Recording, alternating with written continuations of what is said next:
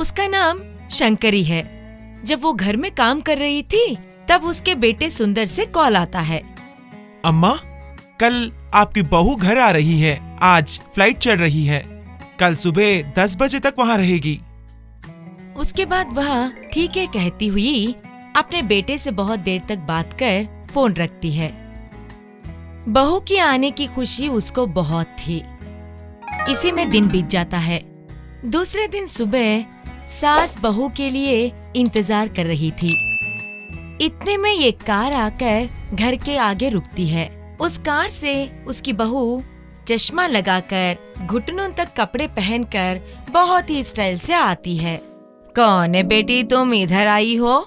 सासू माँ, मैं हूँ आपकी बहू नीरजा। कैसे हो? ठीक हो क्या? क्या है ये तुम और तुम्हारा पहनावा? बहुत ही अजीब दिख रहे हो। ये सब कुछ आजकल का फैशन है सासू माँ।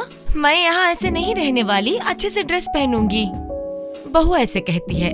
उसके बाद दोनों मिलकर घर के अंदर जाते हैं। बहू को बहुत ही अहंकार था।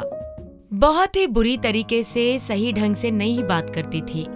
बेचारी सास इस पे बहुत दुखी होती थी, मगर उसको उल्टा जवाब नहीं देती थी। ऐसे में एक दिन सास गाय के पास बैठ दूध निथार रही थी। तब बहू वहाँ पे आती है। सासू माँ, मुझे कॉफी चाहिए, सर दुख रहा है। उसी काम के लिए हूँ, दूध निथार रही हूँ ना। ये क्या सासू माँ, मैं तो कॉफी मांगी थी, आप तो दूध निथार रहे हो। शॉप को जाके दूध के पैकेट लेके आओ। अरे वो मेरी बहू, तेरे अकल घास चने गई क्या? इसी दूध से तो पैकेट का दूध बनता है, इतना भी नहीं पता क्या? बहू आश्चर्य से देखती है। उसके बाद कॉफी लगाकर बहू को देती है। बहू कॉफी पी लेती है। बहुत ही मजेदार है सासू माँ, पैकेट के दूध की तरह बिल्कुल नहीं है। पैकेट दूध किस लिए? हमारे पास तो बहुत अच्छा मिलेगा। सच्ची में बहुत ही मजेदार है। बहू तारीफ कर रही थी। ऐसे ही दिन बीतते हैं। एक दिन सासू माँ दीवार को गोबर मार रही थी। उसको देखकर बहू, क्या कर रहे हैं? ये क्या है? इतनी बदबू आ रही है। ये गोबर है, इतना भी नहीं पता क्या? इससे ऐसे बनाकर चूल्हे में इस्तेमाल करते हैं। आपको कुछ और नहीं मिला क्या? गाय के गोबर से पकाओगे? ये बिल्कुल ठीक नहीं है। आप और आपके गांव की हरकतें मुझे बिल्कुल नहीं पसंद है। कहती हुई बहू वहाँ से चली जाती है। उन बातों से सासू माँ थोड़ी बहुत दुखी हो जाती है। ऐसे ही दिन बीत जाते हैं। एक दिन सासू माँ घर के आगे रंगोली डाल रही थी। उसको बहू देखती है।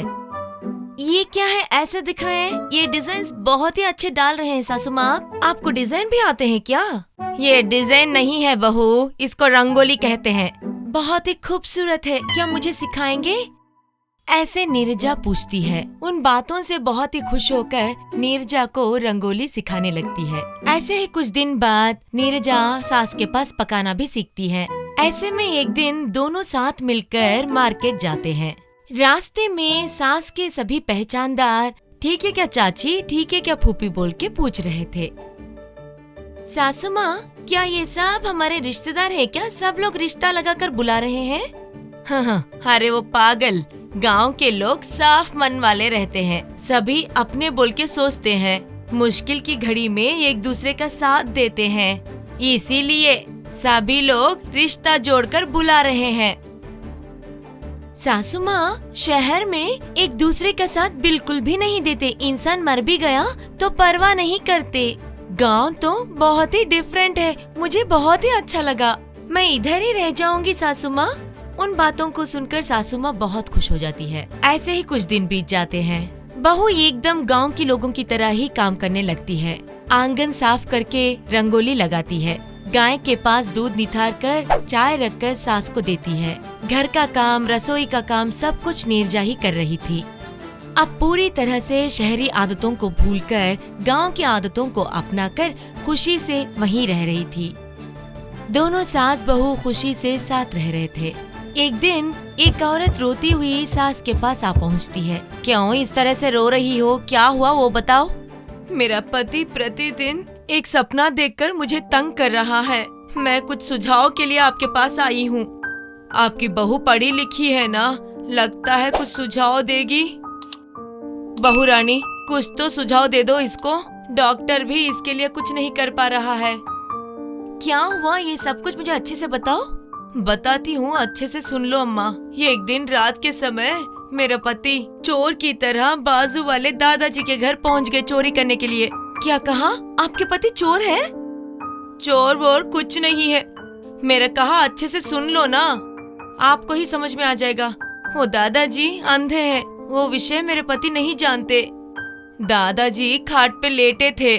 मन ही मन में मेरे पति जी दादाजी को सोए हुए समझकर अपना काम निपटाने के लिए तिजोरी के पास पहुँचे। तिजोरी खोलकर पैसे और गहने निकालते समय तिजोरी की आवाजें सुनकर दादाजी की नींद खुल गई। कौन है वहाँ? सुनते ही मेरे पति ने होशियारी से बिल्ली की तरह मियाँ मियाँ आवाजें करने लगे।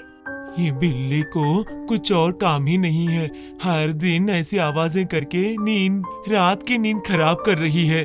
जा जा जा कहते हुए सो गए। फिर से आवाजें सुनाई दी, फिर से नींद से उठ गए। जा जा जा म्याऊं म्याऊं कहते हुए मेरे पति ने फिर से चिल्लाने लगे।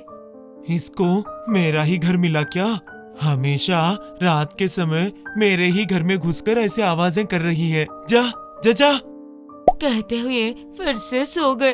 उसको देखकर मेरे पति ने फिर से तिजोरी से गहने और पैसे निकालने लगे, मगर दादाजी को लगा कि कोई तिजोरी खोले, मगर बिल्ली थोड़े ही तिजोरी खोलेगी, इसीलिए कोई चोर तिजोरी खोलकर गहने और पैसे चुरा रहा है समझकर हाथ में लकड़ी उठाकर फेंकते हुए तिजोरी की ओर बढ़ गए। वो लकड़ी मेरे पति को लग गई। मार लगने के बाद मेरे पति बिना चिल्लाए हुए वहाँ से निकल गए। तब मेरे पति को पता चला कि दादाजी अंधे हैं। दूसरे दिन सुबह मेरे पति के लगे घाव को दवा लगा रही थी, तब उनके दोस्त राघव आ पहुँचे। मेरे पति के घाव को देख लिए थे। क्यों रे, कैसे लग गया ऐसा घाव? कल रात में बैग से गिर गया था। नहीं रे, तुम झूठ बोल रहे हो। नहीं नहीं, सच कह रहा हूँ, मैं सच्ची में बैग से ही गिर गया था, उसी के घाव है ये। नहीं नहीं, तुम्हें किसी ने मारा है। नहीं यार, मुझे किसी ने नहीं मारा। नहीं यार, तुम कुछ गलत काम किए इसीलिए कोई तुम्हें मारा है। नहीं यार, मैं तो कुछ नहीं किया। मुझे मारने की हिम्मत किसको होगा? इन्हीं बातों की वजह से शायद तुम्हें कोई मारा होगा। देखो, तुम बहुत ही गलत फहमी में हो, तुम्हें मैं मार डालूंगा। कहते हुए गले को जोर से पकड़ लिया।